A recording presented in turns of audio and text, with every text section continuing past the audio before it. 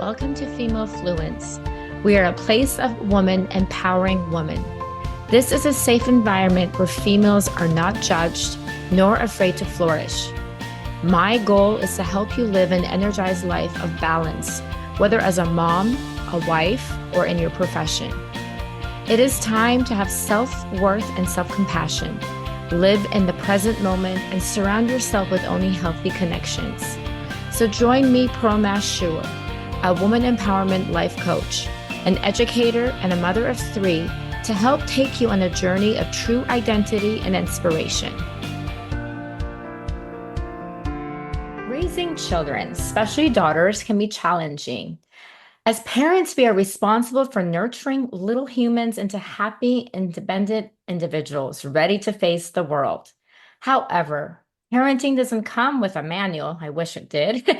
It's crucial to focus on the latter half of childhood, providing parents with the right tools to help raise their daughters with confidence and resilience, navigating both the joys and challenges that arise.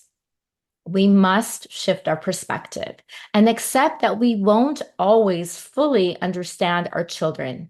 The messy emotional journey of adolescence can be daunting and frustrating for the entire family.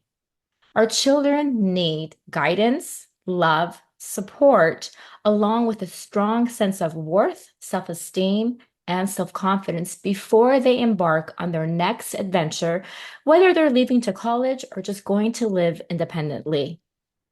Today, we are fortunate to have an expert, Nellie Harden, who's going to teach us and guide us on how to understand our children better and equip them with essential tools to thrive as adults. Nellie is an author, she's a speaker and family life and leadership coach who focuses on helping parents love and lead their tween daughters in a way that teaches them to love and lead themselves while building a solid foundation of worth, esteem, and confidence all before they leave home. She's a wife, a mom to 4 teenage daughters, a retired homeschool parent, and adventure chaser. She has a background in biology and psychology, years of personal, family, and faith leadership development. She believes that the best way to change the world is through one living room at a time. I love that. Nellie, welcome to Female Fluence. I'm so excited about this conversation today. Oh, thank you so much for having me. I'm excited too. Let's start off. You tell us a little bit about yourself. You live in coastal North Carolina, correct? That just Mhm. sounds so dreamy. It's like a novel, I feel like.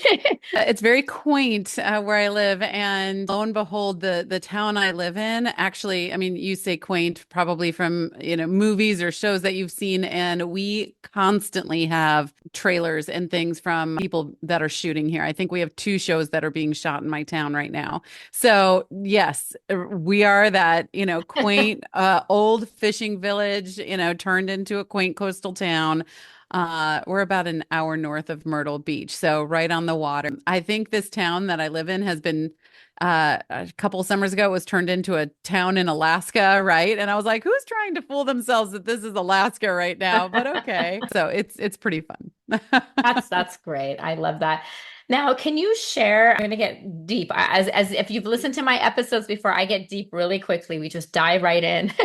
Can you share some of the difficult life transitions that you experienced that impacted your life before you started your family? I know you had some big ones. Yeah, absolutely. I had several actually. I mean, starting very, at the very beginning of my life, my dad actually passed away when I was just 1 year old.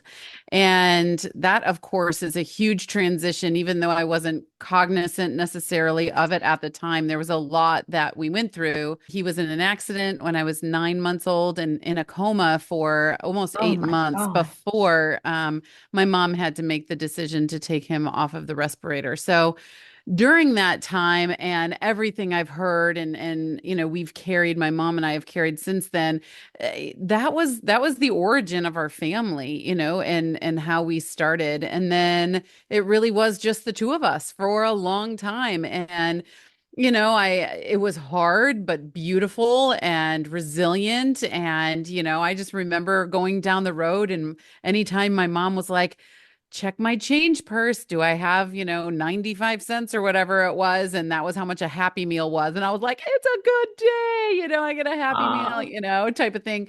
And it was us, McDonald's and Denny's face the world. And then, she got remarried, and that is a huge transition. And then my brother and sister came into the picture, another huge transition. And we right. had moves within that time as well. And then I graduated high school early at 17 and moved 7 hours away from home and to a place I did not know anyone and I did not know the area. So, those are just some ideas of, some things in my past that didn't make it a bad childhood by any means, but it was fractured in Right. many respects. And so building this foundation was difficult because we were dealing with so many other pieces of the puzzle and trying to, get things to be cohesive and marrying things together literally and figuratively. Yeah, that was some of the things that happened before I even, left home. I mean, I know you were young, but Mhm. still, that must have been really hard for your mom and for your mom to keep it all together to, not to let it that impact you because you hear so many stories where mom can't handle it or she has severe depression or she becomes an alcoholic or like different Yeah. stories. But the fact that she was able to kind of hold it together and be the strength that you needed. And so it really made the bond between you guys so much closer.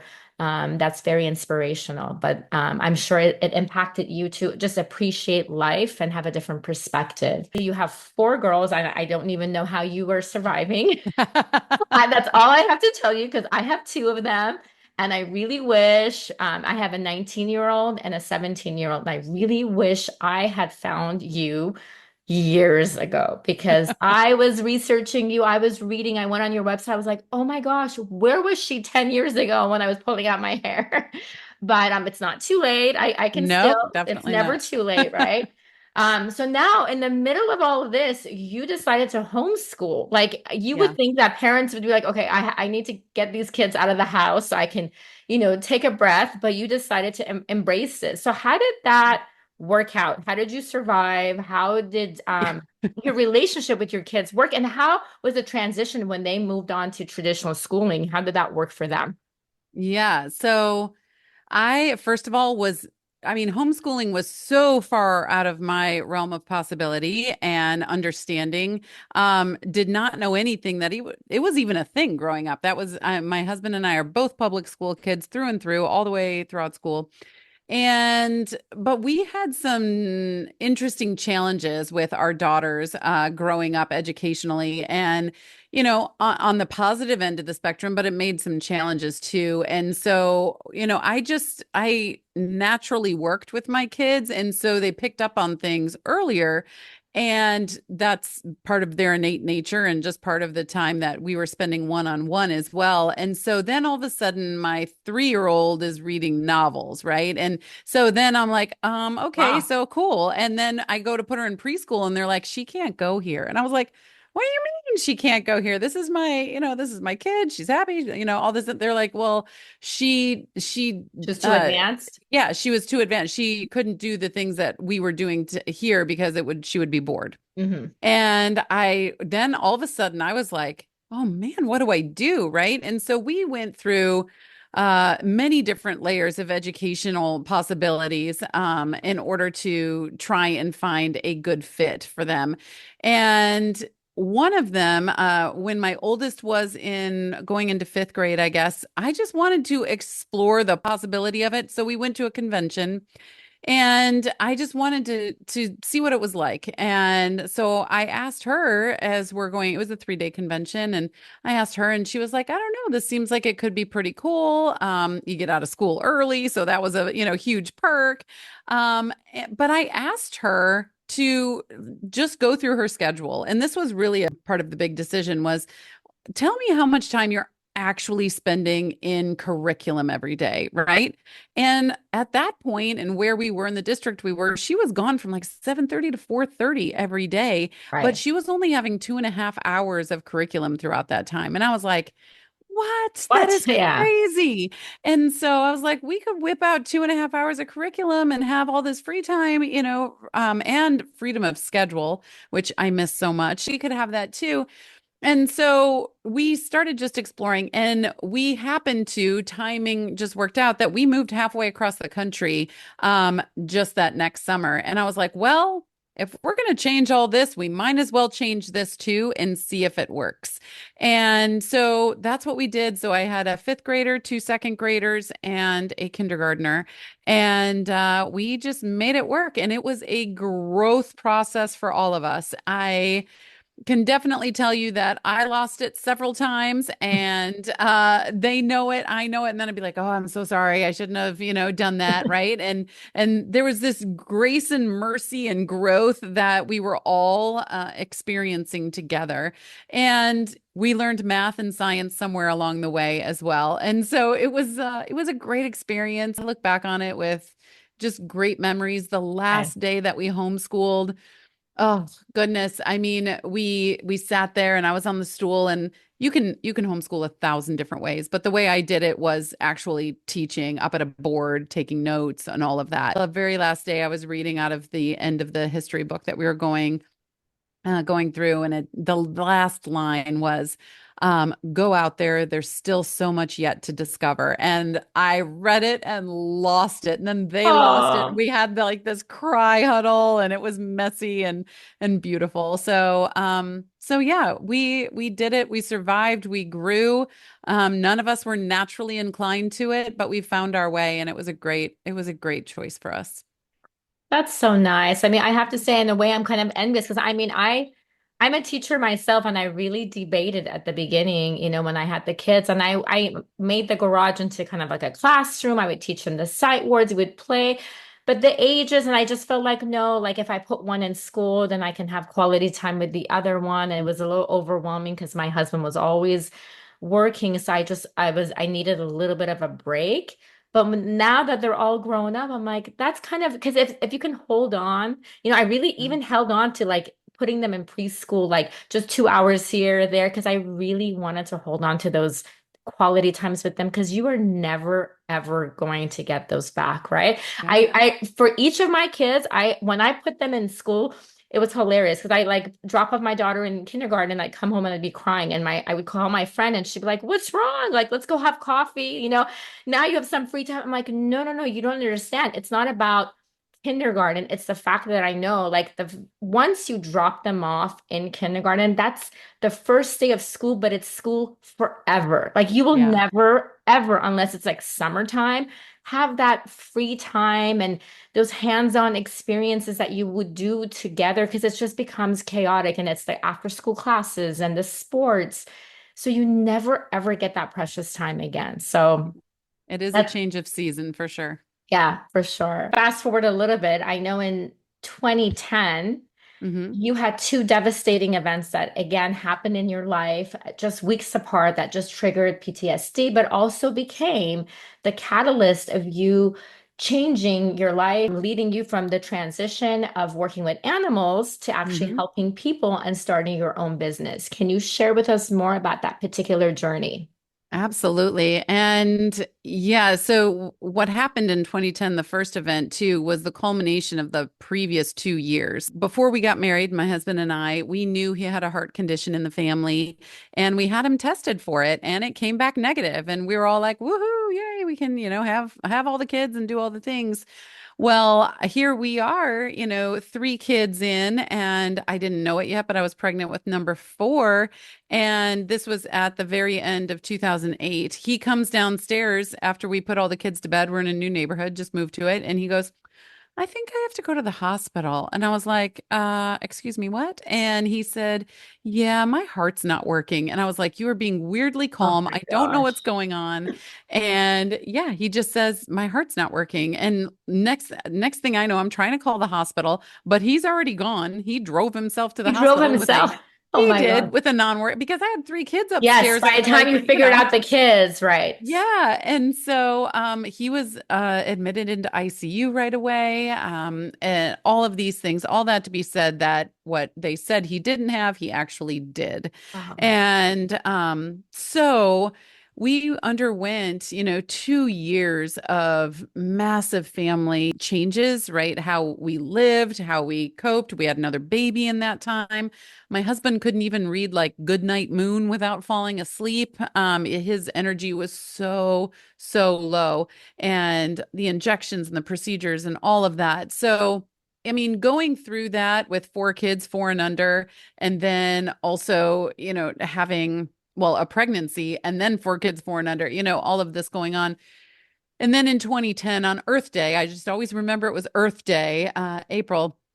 My husband had to have heart surgery, and it was really just the last ditch effort. It was a very experimental surgery back then, and we didn't know if he'd make it. And he wrote letters to all the girls, Oh my we had gosh. some video stuff going on, and we just didn't know. And as I told you, I lost my dad when I was super young. And so I'm sitting in the waiting room with my 4 daughters, and I just have this, repeat story that is, Right.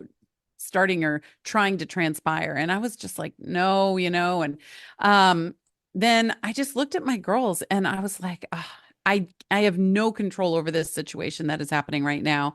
But I'm just looking at these 4 young women, and we have been through it for the last 2 years. I mean, my 4-year-old knew medical terminologies, right? My 2-year-olds had been helping with the newborn. We all just had to come together as a family and incorporate new family disciplines. And our communication was just on point because we had to, right? We had to get through what we needed to get through for Right. that day. And we Right. didn't know if daddy was going to make it, right? And so I looked at them and I was just like, wow, we have such a limited amount of time. To your point that you were saying, right? We have such a limited amount of time.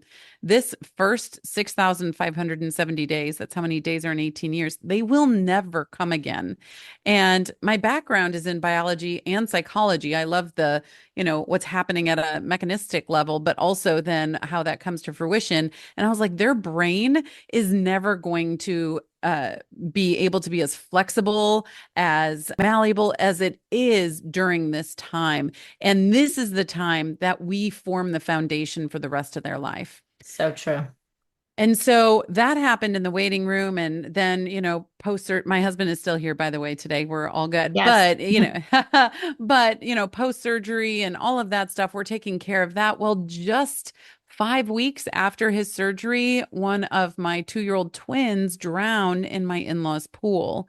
And so that was just such an eye opener of intentionality, right? So she drowned. It was in a crowded pool. It was a party going on. It was the person that pointed her out was actually like this black sheep of the family, type of thing. I had never met him before. It was like my stepfather-in-law's side of the family, and everyone was like, oh, that guy's coming.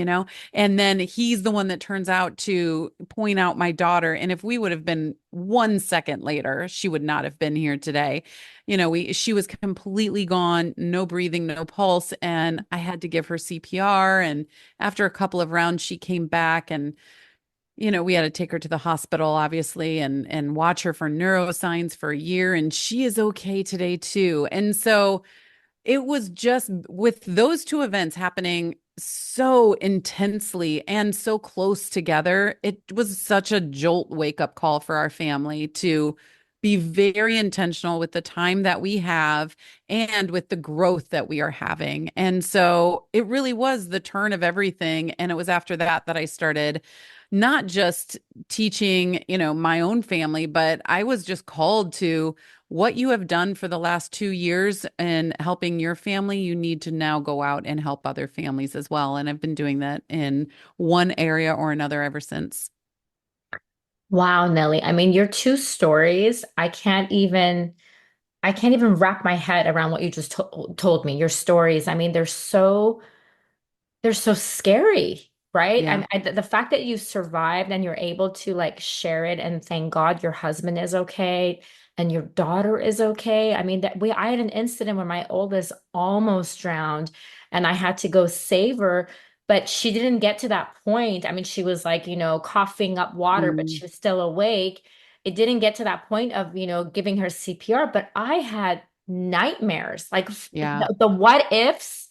And every time I saw water, I refused to go to any like water activities without some friend or my husband until the kids got a little bit older, like for the first few months, because I was terrified. It just gave me so much stress if I was Yeah. near any water with three little kids. Like, it was just impossible to watch all of them at the same time. So I this is like I have goosebumps. I'm so glad that everything is okay. And you are just, Yeah. you're so inspirational. Like the way you speak about it and the way you're just like, okay, that just woke me up and I knew what my purpose in life was. And that's incredible. And that really, the 65, 70 is this period of time that you have where you are with your kids. You will never have this impact and influence zone again, coupled with the brain development that they're having and where they are developmentally and how you are going to play a role in their lives. So this really is a literal once in a lifetime experience that you get to have.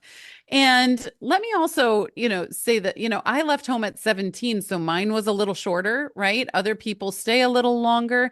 And it's not like, your 18th birthday and, oh, we're done, Right. wipe your hands of it or anything like that. And for the first part of childhood, you're building life for them. In the second part of childhood, you're building it with them. And then you move into more of a consultant role, right? I call it the Right. lighthouse, phase, where they come to you and you're all, all I say always, but you're available to them when they need you, need a consult, need to talk, need to some guidance or what have you. But you're not, my kids are on their way home from school right now. I know I'm going to see them. I know I'm going to ask them about their day. I'm going to ask about how the math test went. If it didn't go well, then we're going to guide in a different direction, right? It's so much more hands-on during this phase of life. But yeah, so the 65, 70 family project, I call parents architects because we're planning, designing, and building the beginning of someone else's life. It's a very humbling, huge responsibility. And as architects, this project, the 6570, is our greatest project. That is so true. It is our greatest project. We have such a big responsibility, and I love how you refer to us as architects. That's a good way to think about it. Now, I know you don't have boys, but do you think based on, I mean, just your knowledge and your professional experience, do you think it's harder to raise girls than boys? And is there a different way that we can support them? I think it's much different raising young women versus young men. And I mean, just the brains are very different. Expectations and roles are very different.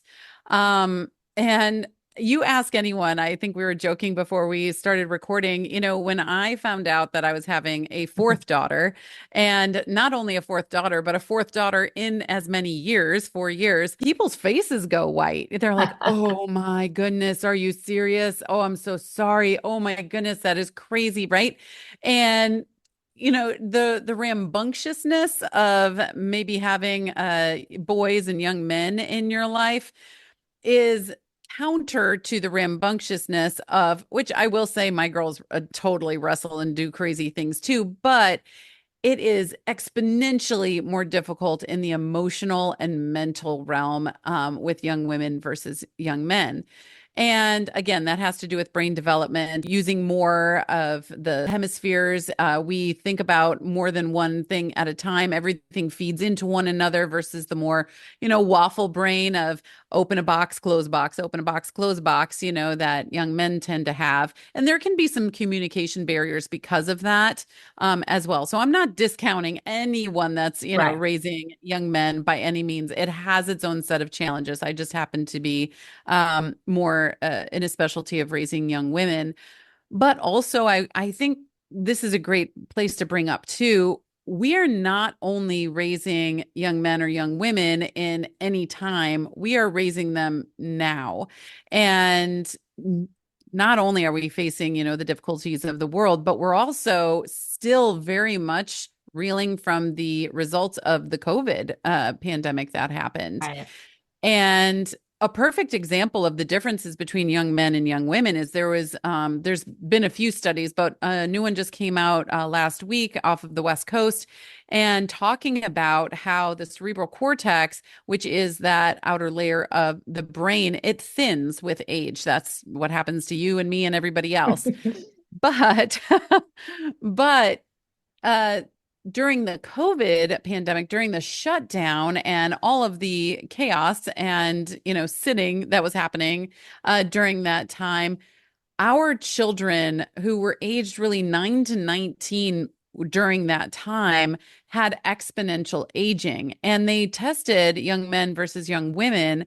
And the young men that were, again, 9 to 19, they exponentially aged faster than normal, about 1.2 years. It was 1.2, 1.3 years young, and the differences happened in just a couple of regions of the brain, mostly on the occipital lobe, and it was like depth perception and facial recognition, versus the young women had affected areas in 30 different areas and aged four Wow. and a half years more than normal. Their brains aged 4.5 years more than normal, and again affected 30 areas of the brain, every lobe, every hemisphere, all over the place. And so it really is different when you're raising young women versus young men. And now, honestly, especially in a post-COVID world as well. So it adds another, like we needed it, right? But Right. another variable on top of everything else.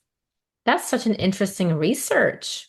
Yeah. So what do you think? It's just because as females, I don't know, like we're more emotional or we stress out more or we're more aware of what's going on and boys kind of just kind of pretend or I don't know, It really has to do with the functionality of the brain. Like the the female brain. brain actually functions differently. The routes are different, right? Like memories in a female brain run through the emotional center of the brain.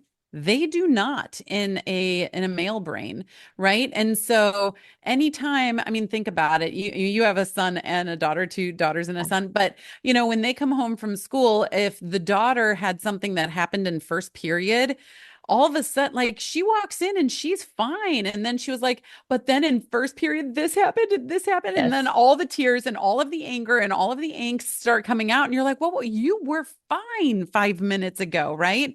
And that is because of the functionality Yeah. piece of that brain versus a young man is not necessarily going to have that response. They'll tell you what happened, but they aren't necessarily, again, there's no, cut and dry here, but they are not necessarily going to run through all of those emotions that happen during that as well. Right. So brain differences, then again, the marriage of biology and psychology, the brain differences then echo into the psychology of men versus women as well. Yeah. The brain is so interesting to study. And I've read about that. Even with like in relationships, they say like if you really understand your husband's brain works completely differently, then you don't take things so personal. You don't have these certain expectations. You just understand, no, like he doesn't see the socks on the floor. It's just not Yeah. the way he works. So that is really, it's so true. It's just incredible to study and learn about it. Okay, so the next thing is, how do you think as parents, we're just trying to survive? It's like the day, it's really, really hard, disciplining and doing everything we're supposed to. And it's like, oh my gosh, I hear all the time, I'm going to wait until they turn 18, or once my child goes to college, I can take a breather and just, I'm done with this. So this is not, I mean, obviously it's not the way to be. So how do we go from just that perspective of just simply surviving to being more Mhm. intentional as parents and really being there, not just to say, okay, check, the days are going, it's moving on, I'm done with this duty, like my job is done, it's over, but really being intentional and making sure that what we're doing is really helping and we're being there and we're giving the kids the values they need so they can go and be these amazing adults that we want them to be. Yeah, absolutely. I mean, I can't tell you how many times I've seen parents post or talk to parents that have 11, 12, 13-year-olds and they're like, "Oh, they've grown up to be such a wonderful young woman." And I'm like, they're 13. Like they are not grown. Like get in the ring, you know?" There is still so much work to be done. And honestly, up to about 25, there's still a Right. very large parental presence and influence, but mostly in that first 65, 70. But anyway, what I really encourage parents to do is take time to yourself. First of all, so you aren't in a space where you're being bombarded by all the things. I mean, I have, four daughters. Three of them are living at home right now. My 19-year-old is at college. And, it's a constant rotating door all the time. And then, one will come and I'm like, they see the exhaustion and they're like, "I haven't talked to you for a couple of hours." I'm like, "Yes, but your two sisters filled the gaps, you know." So so it's just constantly rotating. But take some time to yourself when you're not in that rotation schedule and just ask yourself, what do you want your child to take out of childhood? What do you want? They will absolutely take something from it. They will have baggage, if you will. But what do you want that baggage to be filled with? Is it going to be something that weighs them down or Right. propels them? Right? In this foundation that I work with people in building of worth, esteem, and confidence, again, there absolutely will be a foundation that is built no matter what because of that first, 65, 70 or your childhood experience. So we get to choose and help them build what that's going to look like. Sometimes people, are released from their 65, 70, and their foundation is full of holes. It's fragile, right? The Yeah. the smallest thing, they're going to fall through it.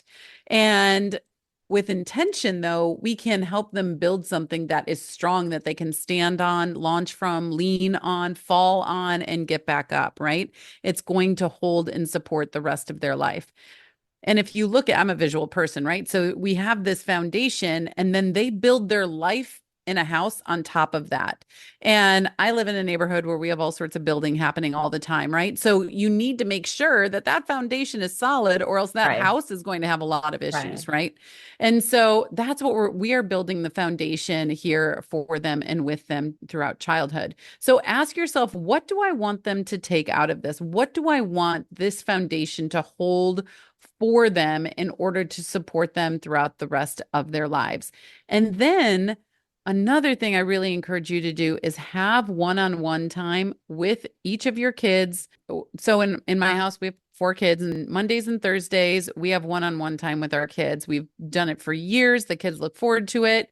We look forward to it too. And so Monday is two of them, Thursday is two of them, and my husband goes in one and I go in the other. And then the next week we switch. So they know that every week, mom or dad, depending on whose week it is, will be in my room at 9 o'clock at night. And, we have 30, 45 minutes or so. And for my college kid, we Zoom. And so it is always consistent. When she went away to school, she's a junior in college right now. But when she went away to school, she was like, "So are we still doing this?" I was like, "Oh, sister, yes, we are absolutely doing this." And so we got on there. But in doing that, you can make sure that you are touching base, getting to know them, who they are right now, their interests, their insecurities, their Hmm. challenges, their joys, their triumphs, and you can get to know them continuously because you and I both know, and anyone listening that has kids, who they are at 15 is different than 16, 19, etc. Right. And so you have to consistently get to know who they are right now and be a voice in their life, but also have them be a voice in yours. And it's this beautiful reciprocating process.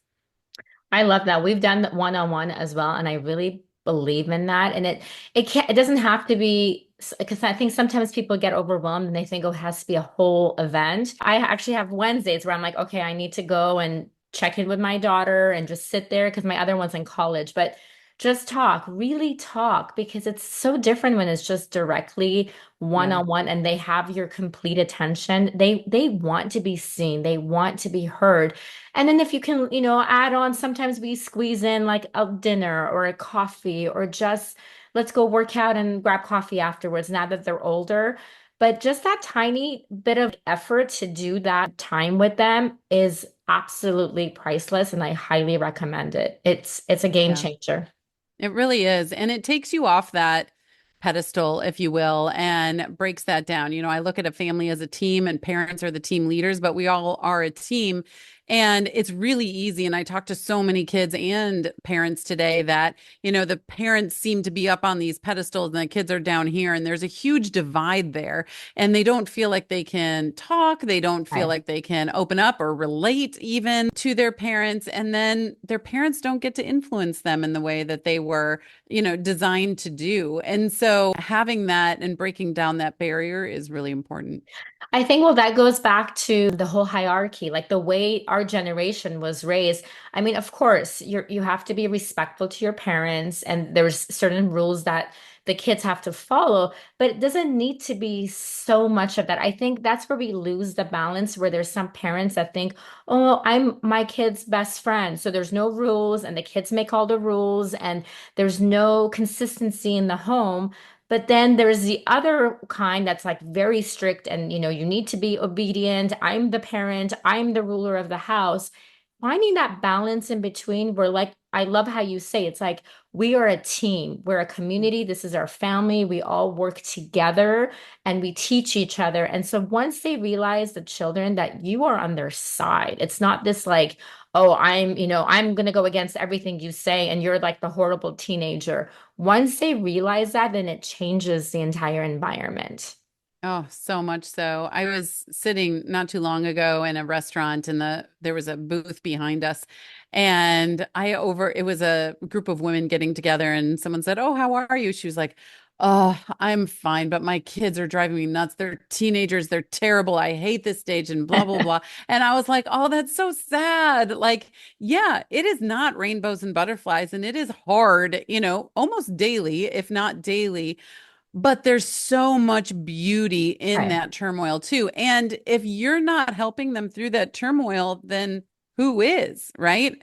Instagram, Oh, Snapchat, the world, etc. You need to be there to help them through this growth because their brain, when you and I are stressed, our frontal lobe shuts off and we rely more on our more ancient brain, the amygdala back there. yeah. Well, right now, that's how they live 24/7. And when we can understand, oh, they live in a state of, panic and higher anxiety all the time, that's their Yeah. norm, then we start to have a little bit more grace and understanding. Yeah, more compassion. I love one of the things I've heard you say that it's like you have to understand that it's okay not to understand. I Yes. That sentence has stayed with me because it's like that whole thing where you could just go like, I don't understand what's wrong with her. Why is she so moody? Or why did she just snap at me? And then the moment that you say, I'm not supposed to get it. She's a teenager. She's having her own stress that I can't even imagine what has gone on in her day at school or with friends or with social media. But my job is to be Right. there to support her, listen to her. I don't need to understand every single emotion that she's going through. Then you take it personal, right? Right. Or you share it, which is not good either. Yeah. Yeah, that's true. That's very true. Thank you, everyone, for tuning in today to Female Fluence. Together, we can influence and motivate other mind like females. Your job is to feel alive, be in control, and always be true to your own self. Please don't forget to subscribe so you can continue feeling inspired. All the links and notes from this episode will be posted on my website, femalefluence.com. Don't forget to also follow me at Female Fluence on both Instagram and Facebook. Lastly, if you are in need of a woman empowerment life coach to help you identify the barriers that keep you from living the life you seek, please send an email to info@femalefluence.org. Remember, my friends, don't just exist, but live your life to the fullest. I'm your host, Pearl Mashur. Until we talk next time.